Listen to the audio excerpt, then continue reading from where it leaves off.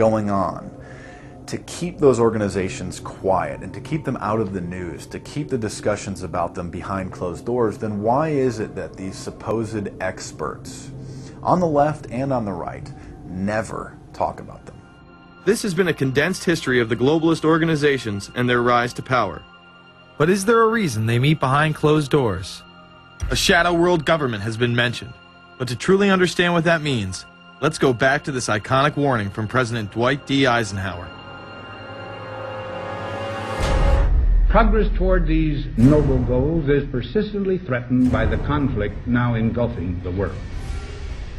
It commands our whole attention, absorbs our very beings. We face a hostile ideology, global in scope, atheistic in character, ruthless in purpose, and insidious in method. Unhappily, the danger it poses promises to be of indefinite duration.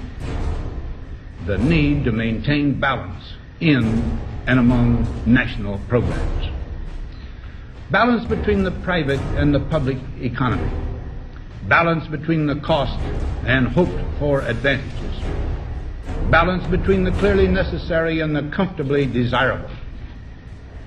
We have been compelled to create a permanent armaments industry of vast proportions. We annually spend on military security alone more than the net income of all United States corporations. The total influence, economic, political, even spiritual, is felt in every city, every state house, every office of the federal government. Yet we must not fail to comprehend its grave implications. Our toil, resources, and livelihood are all involved. So is the very structure of our society.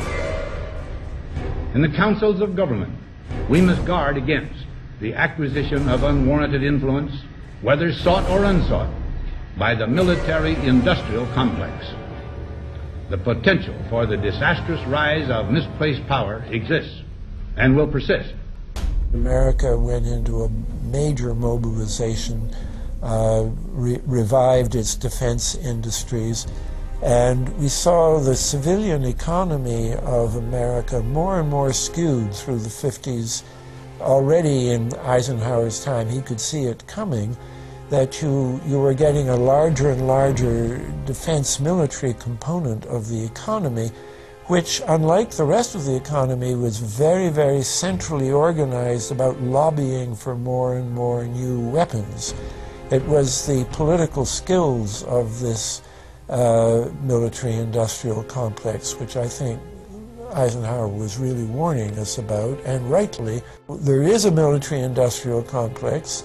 Today we see a situation where the civilian economy is really in tatters, and most of our civilian production has gone overseas to third world countries. What do we export? Our biggest export practically is garbage, but apart from garbage, we export military equipment. We have a special act which subsidizes, makes it possible for countries abroad to buy our armaments because it's too expensive to produce them for one country only. So we have become a very efficient military-industrial complex, but the civilian economy is only a ghost of what it used to be, and this has terrible consequences for democracy because it means that the power of this lobby is now sort of dominating what goes on in Washington. Through multinational corporations, global intelligence networks, out-of-control banksters, all under the veil of national security and black operations, the global elite have consolidated power on a massive scale over the last several decades. You see, global corporations not only fund and develop large technological and military projects here and abroad, they also own the consumer industry and production, as well as all of the important media. By owning the vast majority of what we hear and see on a daily basis, we have been manipulated on a mass scale as to regards to what we believe and desire, both socially and politically. Edward Bernays, the nephew of world-famous psychoanalyst Sigmund Freud, would study group dynamics and become the father of public relations. He authored the book Propaganda in 1928. In it, he described how to intelligently and consciously manipulate the habits and opinions of the masses within a democratic society. He went on to state that those who harness this unseen mechanism of society constitute an invisible government and are the true ruling power. It is they who pull the wires which control the public mind, who harness old social forces and contrive new ways to bind and guide the world. The average American is distracted, mindless, worried about minuscule things, celebrities, as if it was their own family members. And this is by design, because the powers that be, who own the media, know how our brains work. They know scientifically how the human mind functions. They know about sociology, and they are using the media, and have used the media for decades now, to entertain people with issues that don't really matter. When you have the big news networks covering celebrity issues as if it's the most important thing, it becomes the most important thing. And this is not by accident. This is to keep us out of the way. Because if you're worried about the latest celebrity death, or the latest celebrity couple, or the celebrity breakup, or your sports team having a shot at the Super Bowl or the World Series, there's so much information about those issues that can be discussed that will mesmerize people, and they won't know or care about the real issues that are out there. Well, I think this is just one more piece of evidence of the degree to which the media, supposedly the watchdogs, has become the gatekeeper of the system.